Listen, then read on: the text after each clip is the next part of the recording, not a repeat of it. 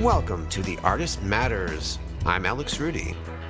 Each episode features an artist sharing their creative journey, their origins, what inspires them, their process, and offering up a little inspiration, motivation, and advice to help you on your creative journey. Whether you're doing it for fun or looking to make a living, this show will help you on your journey and let the world know your art matters. Hello, welcome to The Artist Matters. It's me, Alex Rudy. Nice to be back. Hope you checked out my little bonus episode I did last week. Just felt it. Wanted to do something a little different. Hope all of you are being safe, socially distant, as best you can. It's kind of funny, I've been going out there with a mask on and wearing gloves. But you know what? It's good practice to do it, especially for things like getting gas. Think of how many hands touch those handles. Just gotta be aware of that. But it's interesting to see the creativity coming out in people who you may not classify as a creative type per se. I do have a horse, and Saturday I got her some hay. And much to my surprise, at the cash register, there was a plexiglass shield separating me and Jeff, the guy behind the desk. It wasn't there the week before. Apparently, someone knows this guy who designs boats. That's his thing. Well, boats are not a needed item right now. So this guy is out of work. Now, there is a piece on the boat where I think plexiglass is used, maybe to keep water off the pilot. I'm not sure. Either way, I believe someone knew the guy and they worked at the DMV and asked him if he could make up something for them to separate them from people coming in. So he did. And then I think the word went out to law enforcement and they said, how many of these can you put out a day? And he's churning out almost 30 of them per day. So he's found a way to thrive in this economy, and he found a creative way to keep doing what he's doing. I like that. Even though he may not be an artist per se, but designing boats, there is an art to that, I would say. Maybe I should get him on the show. But let's concentrate on the guest today. I have known this guy for about almost 20 years. We met at karaoke that his wife, Vanessa, used to run, called New York Karaoke. They were dating at the time and eventually got married. And he was at my wedding as one of my groomsmen.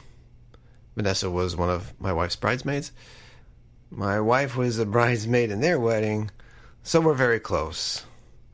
Obviously, I said the wife's name is Vanessa, and the husband, who I will be interviewing today, is Bob Perillo. Bob has been a creative type.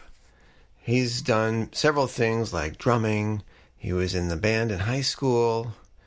He learned about mixing sound and was part of the karaoke business with Vanessa.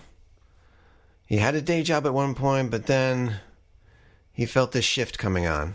He was led into the direction, of all things, to start a paint party business. He did enjoy painting when he was younger, and now it's come full circle. In 2015, Vanessa and Bob decided to start Happy Little Brushstrokes. Operating out of Long Island, New York, they've hosted several parties, and who knew that this would be the direction that life would lead them?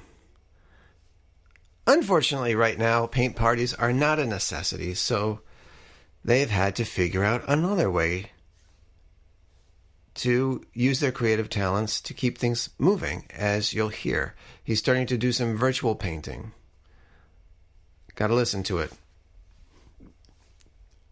We've been trying to get together and do this interview for so long. It just took a pandemic for us to finally have this moment together, which I'm so glad. He's a good friend, and I'm so excited that you're going to be able to hear his story. So without further ado, sit back, enjoy my chat with Bob Perillo.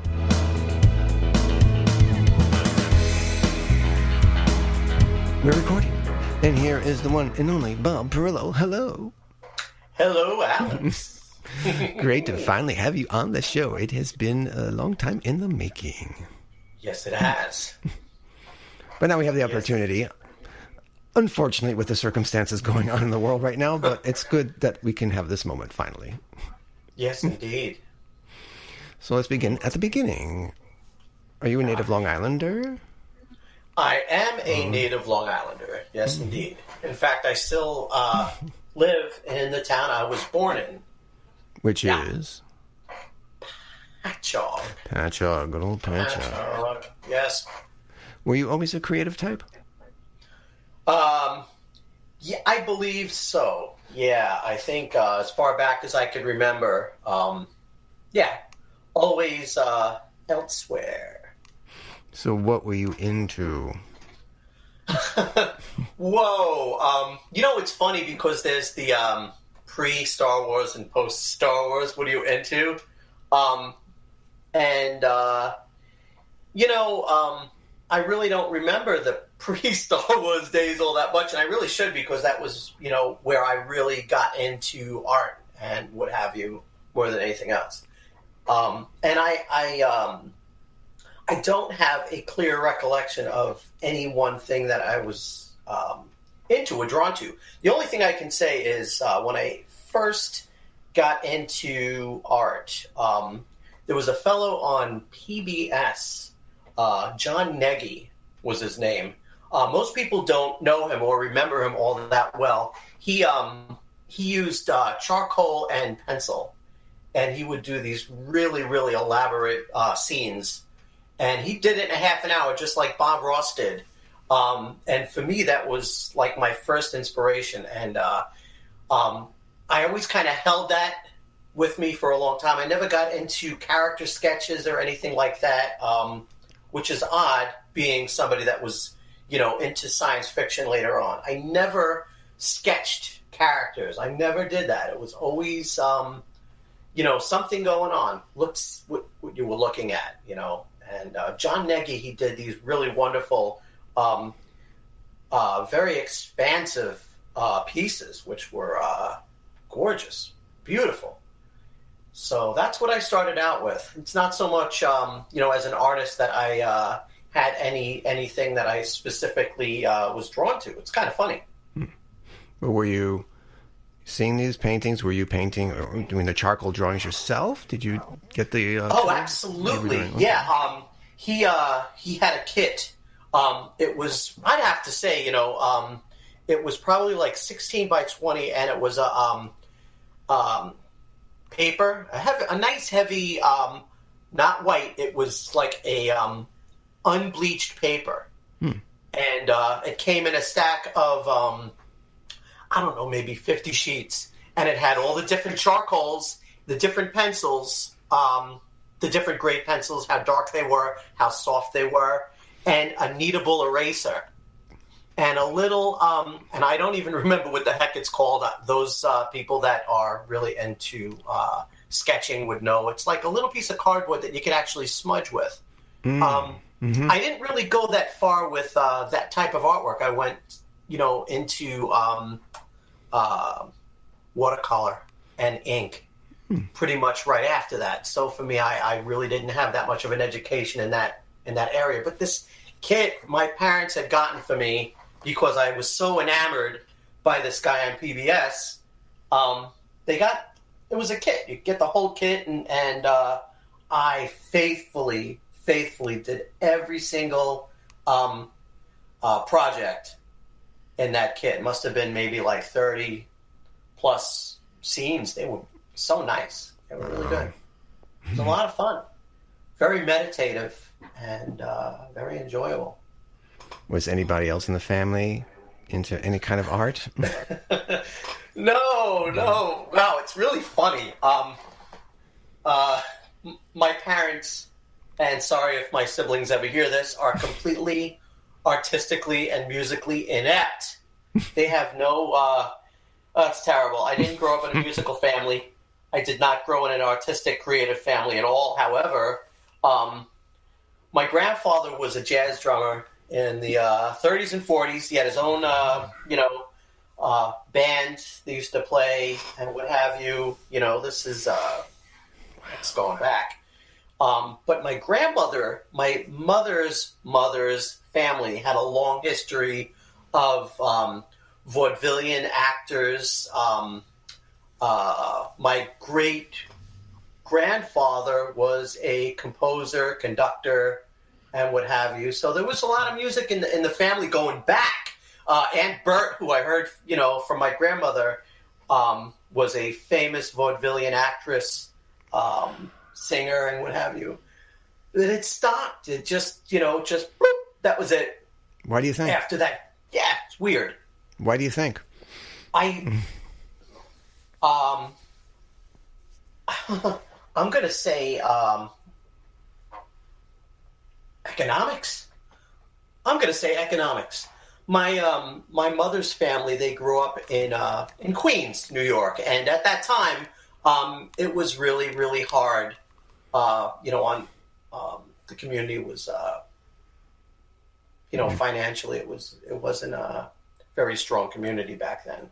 And I really think that, from then and then moving out to the island, further, making that upheaval and starting a new life and all that stuff, it was a different life. And I think that it just got disconnected and forgotten about until, I came along and started doing stuff. And I think it was a pretty big surprise to my parents that I had, raw natural ability at a young age. I think I was like 7, 8 years old when I started, really sketching and doing all these charcoal works and what have you. It was weird. They looked at me like I was crazy, and they still do. No different. So, but I really do. I think it was more just lifestyle. The lifestyle changed from, moving from the city life to moving out to the island and what have you. And it's, very different. I think that's more to do with it than anything else. Well, you mentioned you have jazz music in the family, but you got involved in drumming. How did that happen?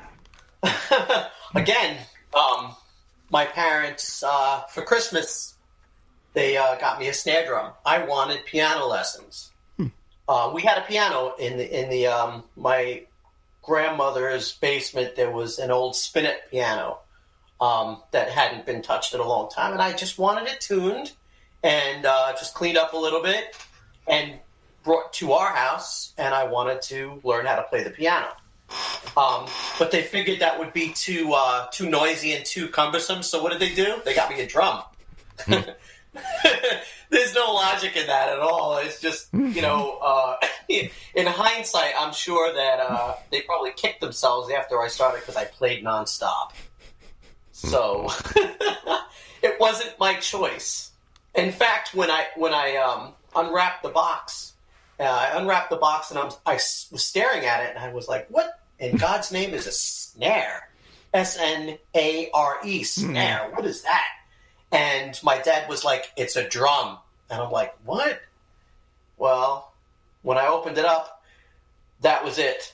It was it was instant, like, boom, yay, happy day. That was it. I still have my grandfather's brushes, his jazz brushes. I still have them to this day. He gave to me when I started. Sweet. Yeah. And how else were you involved in music? Wow. That was, I was really, really fortunate. When I first started